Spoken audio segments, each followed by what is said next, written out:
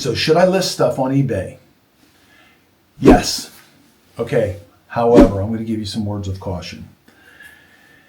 eBay has its place. eBay gives you exposure. The amount of exposure you can get from eBay is worldwide. Now, do you want to ship worldwide? My experience, this was 20 years ago, is no. When I went and shipped stuff all over the world, it was a lot more to do. There was a lot more paperwork involved. It was something where I would get beat out of the money as often as I didn't. I did a bunch of PlayStation stuff for a few years. I was buying PlayStations off of eBay and turn around fixing them because there was a little, basically the little eye inside of them would get dirty with dust, and you would clean that with a Q-tip and they would work again. So I was buying them, taking them apart, fixing them, putting them back out there and selling them, and I did a lot of them. I got beat out of a lot of money on them when I shipped them out of the country. So I quit doing it. I don't know if it's any different now. There's going to be so much business that you don't need to take them kind of risks. When you get stuff that's really rare, like I got a CNC machine. So basically it would cut things in metal, and I had one of those. I got it from a warehouse that closed down. Okay, not a very common thing. We started asking $10,000 for it. Okay, there were other sales on eBay for that amount of money, but they weren't exactly the same model. There was a ton of CNC machines that had sold, but none were the same model.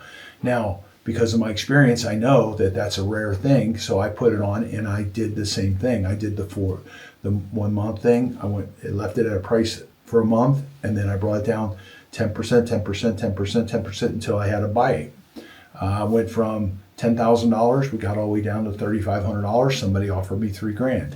Then they paid for the shipping. They paid me $175 to box it up. I have one of my guys box it up on a pallet. I sent it to them. They were excited. They got a good deal. They knew what they were doing with it.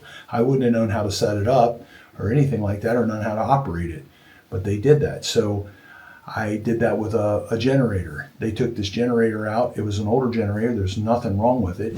This is another example of something that I think is really crazy that we got. This is a electric generator that runs off of diesel. It was in a school bus facility in Collier County. They needed it removed. It was just past its useful life, its lifespan. It works perfectly. We have that on eBay for $3,400. I had somebody here yesterday looking at it, but this is another very crazy thing that we get. I put it on, and we started at $5,000 and eventually sold it for $2,000, and we shipped it to a guy. He came back to us because he's into John Deere stuff and was super excited about it.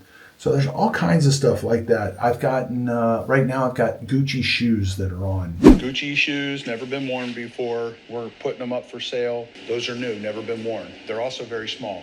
I don't know, but we're putting them on eBay for like $8.99. Now my eBay currently is turned off.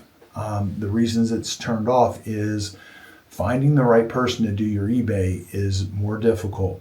If you're not doing it yourself, you got to be so careful about how you ship, where you send it to, the description. You got to make sure you got the right model numbers and everything like that. And you need to be Johnny on the spot. You need to ship. If somebody buys something, you need to ship it within the specified time that you agreed to. Now, most people, we're in an Amazon world. They want it right now.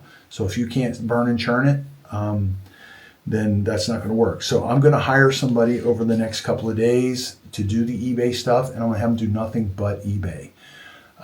That person will make me, guesstimate, $250,000. Now I'm going to pay them $60,000-70,000.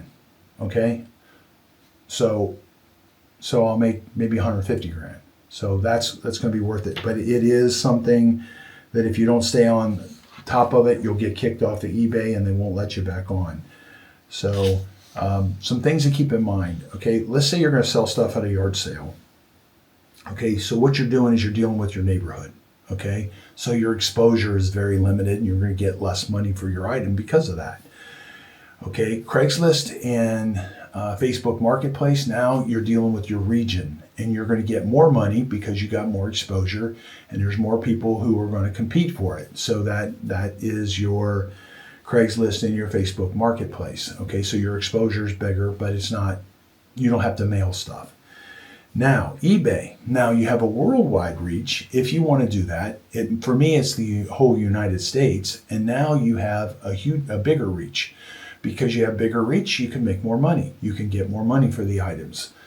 There's more exposure. There's more people looking for that particular item somewhere in the country, and you get to make more money because of that.